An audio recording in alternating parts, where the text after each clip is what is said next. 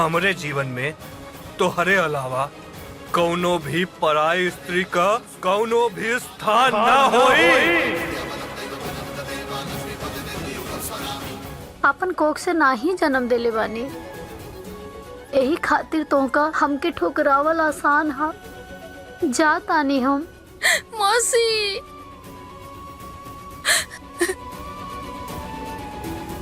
खाना खा ल, हम दोनों मौसी के मनावल जाई। कैसे भी हम यशोदा के मना के लिए आई,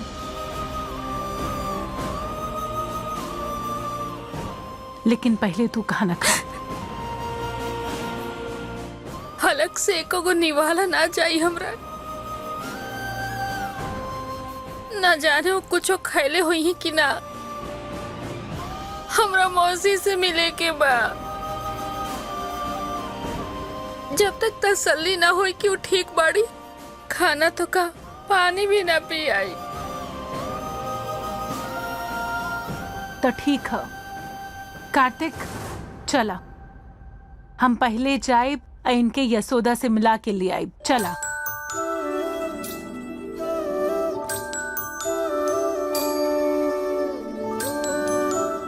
थैंक यू बड़ मालकिन। का कहलू हा? बड़ी मलकिन?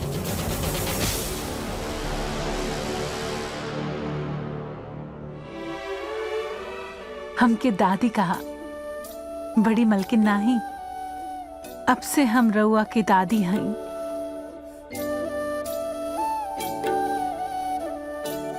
थैंक यू दादी। भगली रोवतिया।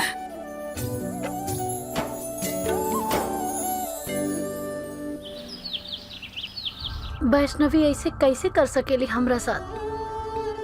अरे इतना सिरहल पाल पोस के इतना बड़ा कैनी अपना कलेजा से लगा के, और अब ऐसे अचानक बोल देलस मौसी के अकेले छोड़ के।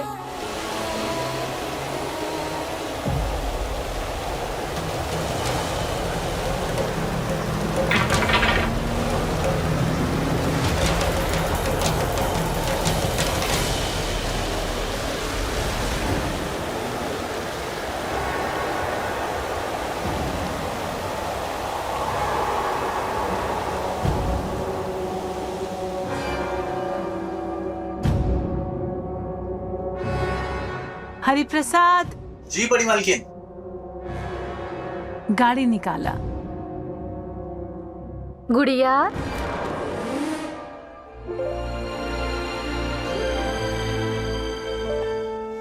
मौसी। गुड़िया,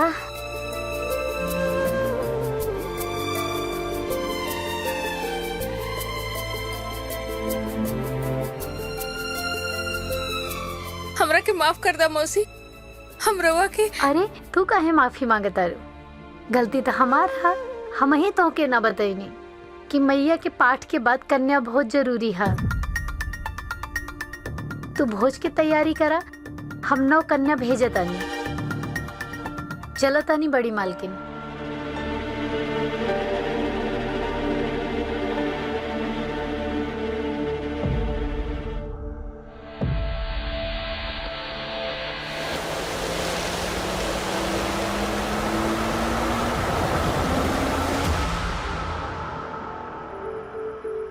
ये का रहे दादी? रात के तो यहाँ से आग बबूला होके निकल रही, और आज ऐसे बात करत आ रही जैसे जैसे कुछ भइले न रहे। हम बोलने रहली ना, यशोदा बहुत नीक है। जबान से भले ही कठोर है लेकिन दिल से मुलायम है। बोलने रहली ना, देखा तो के देखते ही पिघल गई। अब जल्दी से खा पी ला। हाँ, यशोदा भी जल्दी वापस आई तो के खूब सारा आशीर्वाद दे ही। ठीक है, चला चला।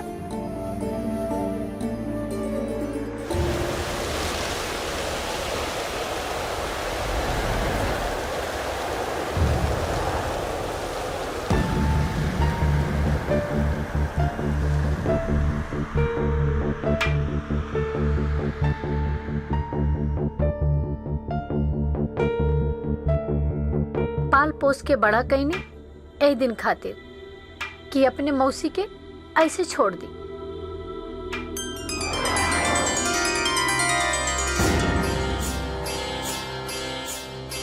क्षमा करिए मौसी, का कृतिका माता कम रही है जे दीदी के मुश्किल और बढ़ा देलू। आज हम अपना दीदी के और दुखी नहीं होके देम।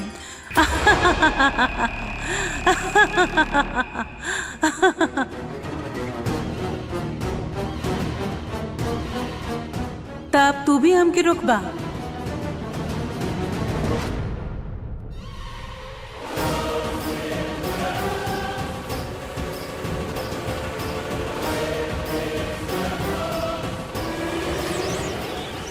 मैया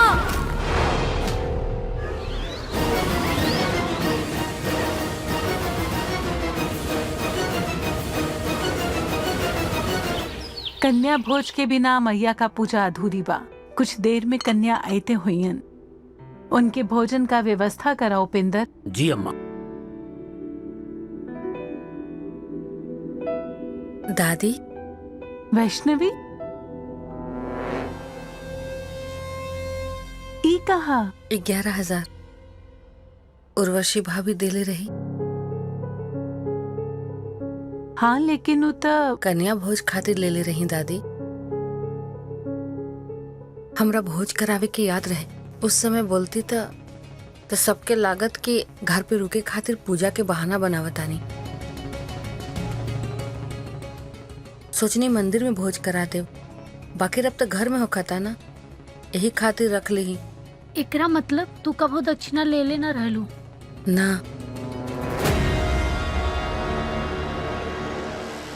वो कन्या भोज जजमान के धन से ही होके के चाहिए ना, यही खातिर ले रही पैसा।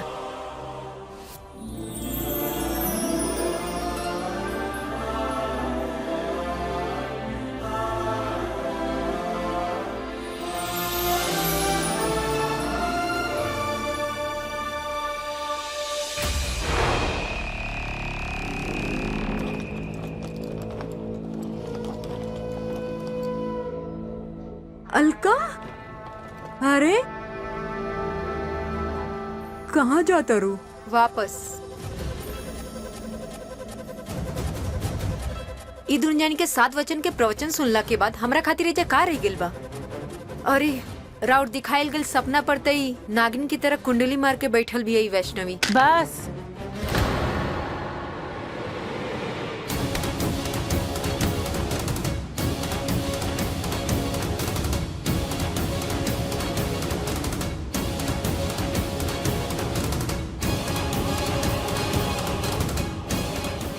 कुंडली त तू मारे आयल रहलू, बिना ब्याह के एक घर में आके बैठ गईलू। कार्तिक और वैष्णवी त अग्नि की साक्षी मान के फेरा ले हवन। उनके रिश्ता के केहू झुटला ना सकेला। लेकिन अम्मा। बस उर्मिला, ये रिश्ता कार्तिक और वैष्णवी का निजी मामला है। जब वो दोनों ये रिश्ता के स्वीकार कैले हवन तो कोनो तीसरा के एमे टांग अड़ाए के जरूरत नहीं खे।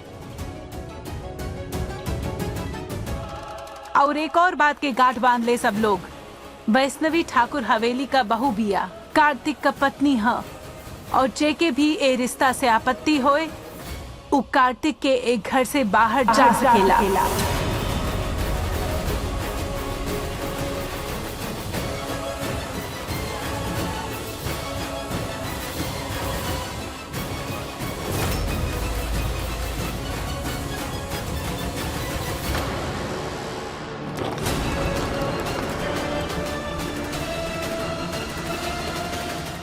बलाटलर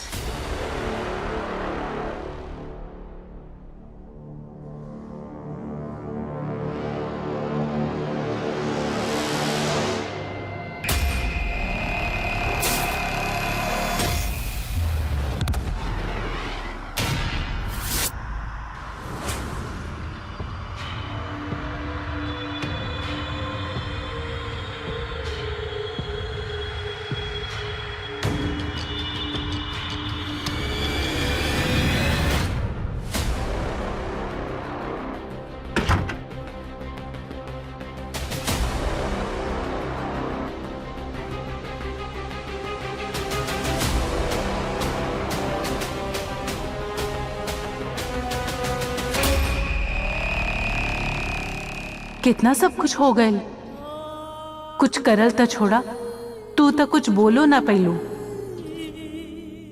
बोले के समय अब खत्म बा। अब हमार शब्द नहीं, हमार वार बोली।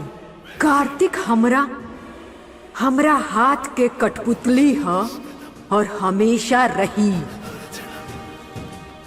2 हफ्ता में कार्तिक को अगर वैष्णवी के घर से घसीट के बाहर ना निकलस तो हम ठाकुर हवेली के बड़की बहू नहीं।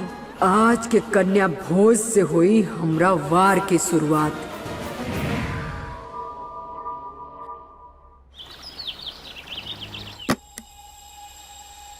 ई हमके दादी देले बाड़ी कि आज ई हम तुम्हें पहनाई।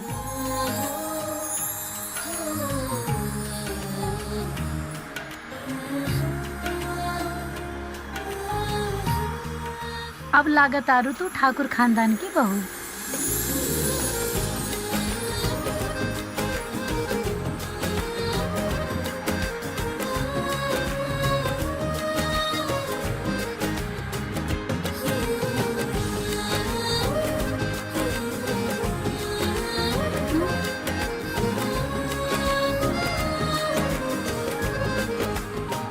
का भाई?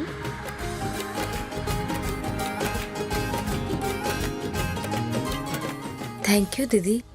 हमरा तो लागत रहे कि हमरा की हवेली में कोई एक्सेप्ट ना करी, बाकी रउआ से मिल के लगा था कि हमरा बहन मिल गई है। अब बहुत हो गई तारीफ, बहुत सुंदर लगा तारू। भैया देखी है तो उनकी बोलती बंद हो जाई। देख लिया। बहुत बढ़िया, हमरा बबुआ एकदम राजा बेटा लगता, कौनों के नजर ना लगे। अब तो वैष्णवी आ गई है, खुश? हाँ दादी। बबुआ एक बात समझा, बचपन से बहुत डर के रहल हुआ तू, लेकिन अब वैष्णवी आ गई बिया त तोके कौनो नास पीटे श्राप से डरे के जरूरत नहीं खे, समझला? जा, हमार श्राप है तुमके। आज के बाद तहरा जीवन के गति भी ऐसे रुकी जैसे हमार व्रत रुकल है। हमरा बचवा घर गृहस्थी वाला बचवा हो गई है। बहुत सारा मुश्किल का सामना करे के पड़ेला शादीशुदा आदमी के। लेकिन एगो बात याद रखिए बबुआ, जब वो ऐसा मौका आए ना तब अपन पत्नी के साथ खड़ा रहिया। वैष्णवी तोहरे खातिर आयल बिया ए हवेली में बबुआ, ओकर साथ कब्बो ना छोड़िया। चाहे केहू कितना भी कोशिश करे तो के अलग करेगा, लेकिन कब्बो कब्बो ओकर साथ मत छोड़िया।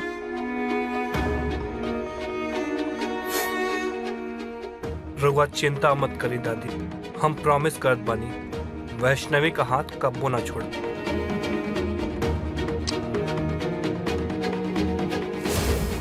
भाई वैष्णवी,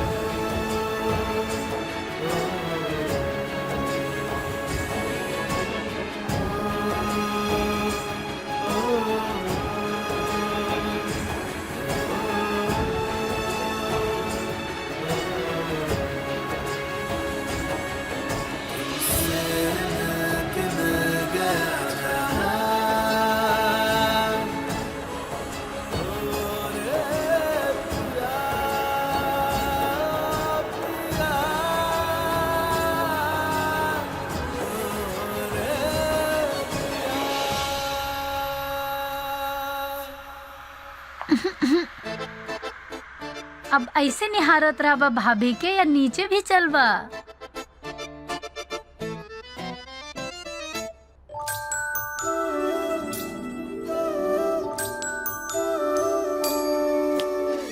कहाँ खो गईला?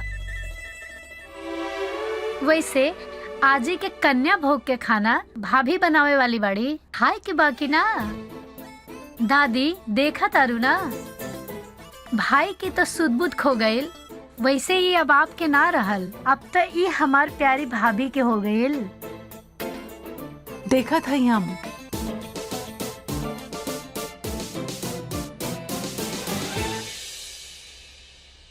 बोला छठी मैया की जय।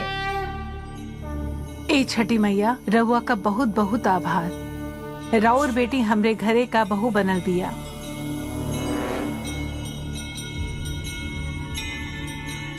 देखा, बिल्कुल सिया राम का जोड़ी लगाता, नजर ना लागे इनके।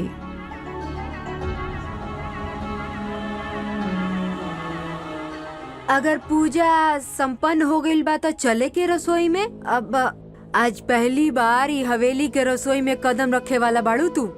वैष्णवी, सब साफ सुथरा तरीके से करी। हाँ,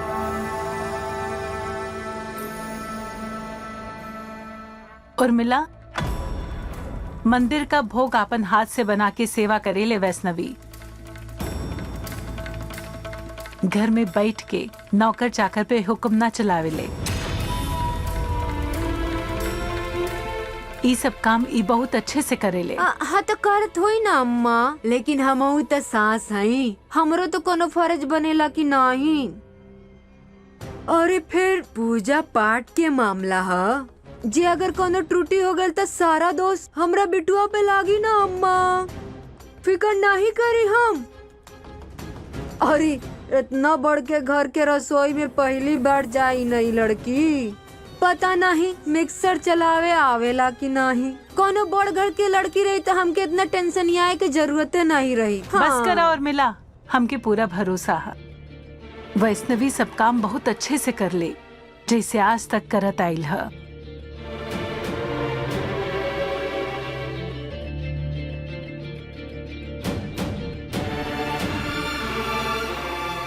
इला, ई मंदिर का चावल है, ऐसे ही कन्या भोग बनी। खीर बनाईबो ना? यशोदा कन्या लोगिन के जल्दी ही भेजत हुई। चला, अब पूजा का वक्त हो गई है। मौसी, रहुआ अभी तक यहाँ? काहे? कहाँ चली जाई हम? अरे रहुआ भूल गई नी? का भूल गई नी? आज कोनो खास दिन बका? हाँ, कन्या भोज बाटे ना दीदी की यहाँ, तभी तो उनका संकल्प पूरा हुई। और ये कन्या भी तो रहुए भेजे वाला बानी। काहे? हम काहे भेजी कन्या? हमार बात मानी है का? जोन हम होकर काम करी। ला, दुनिया हमके छोटा बच्चा कहेले, लेकिन मौसी, रहुआ मौसी है दीदी के, छोटकी बहन ना है उनकर। बड़ लोग के दिल तो बड़ा होला, माफ कर दी ना दीदी के। बिल्कुल ना। हे हमार मैया, ससुराल के पहला रसोई बनावतानी, हमार साथ दिया। कन्या आ गई हा? फिर रवा यहाँ, रवा कुछ चाहिए का कार्तिक जी? हेल्प करे आल बानी हम। हमरा हेल्प के कोनो जरूरत नहीं है, रवा जाई। काम ढेर बा, यदि दो लोग मिलके संगे करी तो जल्दी हो जाई ना। तो करे तो हमके कुछ ए वेजिटेबल। रवा खाना बनावे के आवेला का? लेकिन मौसी, सुनाई ना पड़ल तो के हम का कहा तारी? ना करम माफ होके हम। जा बाहर खेल। फंस गई नी मैया। ये तो जीदे पे अड़ गईली, लेकिन माया से इनका मुंह से कन्या भेजवाइला के बाद कहलवा देनी। लेकिन अब अगर भोज खाती कन्या ना गईली सन तो दीदी के तो पूजा अधूरा रह जाये। कुछ तो करे के पड़ी।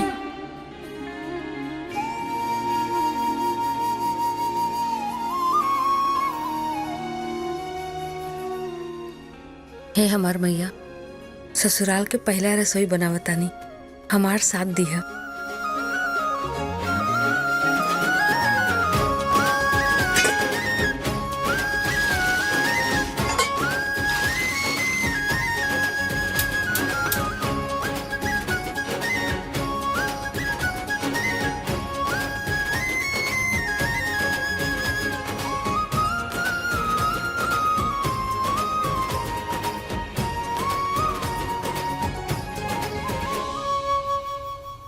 कन्या आ गई है।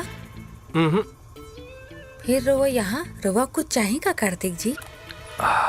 हेल्प करे आल बानी। हमरा हेल्प के कोनो जरूरत नहीं है, रवा जाए। काम ज्यादा बा, यदि 2 लोग मिल के एक संगे करिए तो जल्दी हो जाई ना। तो करे तो हमके कुछ वेजिटेबल। रवा खाना बनावे के आवेला का?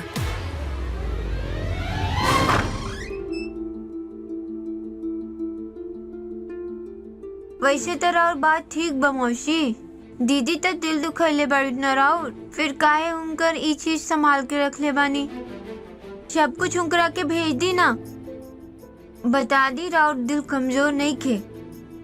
हाँ हाँ, सब सामान हटा दम, हमके कोनो फर्क ना पड़ा था। सही बात बा। ऐसे भी खिलाना रहुआ कोना काम के बा, फेंक देता नहीं एकरा के। ना, रुका रुका रुका रुका, ये खिलौना हमरा बच्ची के पहला खिलौना है। हमके आज भी याद है, एक देख के वो कितना खुश होत रहली।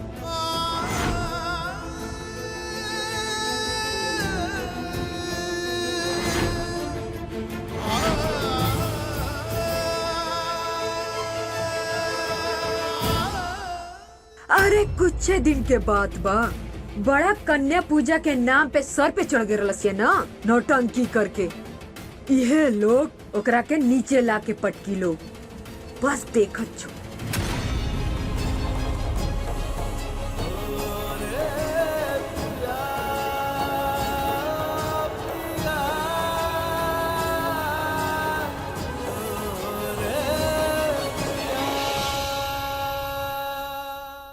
अब हम मतलब ही वेजिटेबल काट सकीला। समझ गई नहीं, हम पूजा के भोज में कोनो गड़बड़ न कर सके नहीं, यही खातिर रवा जाई हम कर ले हम सब। गड़बड़? पर हम तक कबो गड़बड़ कईला ही नहीं। हाँ, ये अलग बात बा कि गड़बड़ के ठीक जरूर खेले बानी। अच्छा सच्चो? रवा आज तक कोनो गड़बड़ ना कईनी है? नहीं।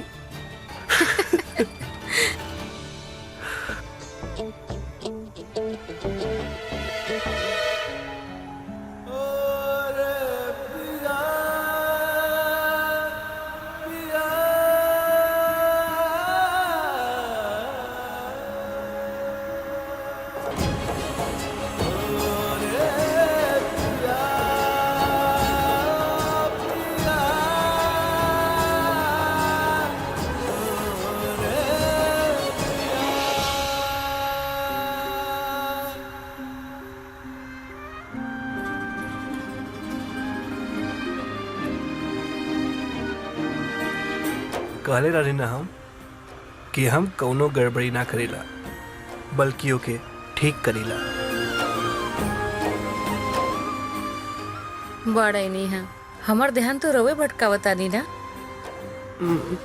कैसे? कुछ ना, रवा जाई, हम कर लेब ना। हम सच में कर लेब, रवा जाई। चली ठीक बा। अच्छा से समझ गई नहीं अम्मा। अब वो फ्यूज बल्ब के साथ साथ वो जाहिल गवार लड़की के भी दिन रात झेले के पड़ी। अम्मा इतना शांत मत बैठा, कुछ तो बोला। अरे बाहर निकालो दोनों को, नहीं तो हम जान से मार दें। चुप, दोबारा ये शब्द अपना मुंह से मत निकली है बुढ़बा। वो बुढ़िया ई कार्तिक के लेके इतना इमोशनल बिया कि ये सब सुनते ही ना तोरा के घर से बाहर निकाल के फेंक दी। अरे तो का करी अम्मा? अरे हम ना रह सके नहीं उस सिर फिरा और सड़क छाप लोगन के साथ। अरे घुटन होला हमरा के। इतना बड़बड़ काहे करे ले रहते? हम बानी ना, संभाला तानी ना सब कुछ। अरे कुछ दिन के बात बा, बड़ा कन्या पूजन के नाम पे सर पे चढ़ गए रलसिया ना, नौटंकी करके। अब इहे लोग ओकरा के नीचे ला के पटक दी, बस देखत जो।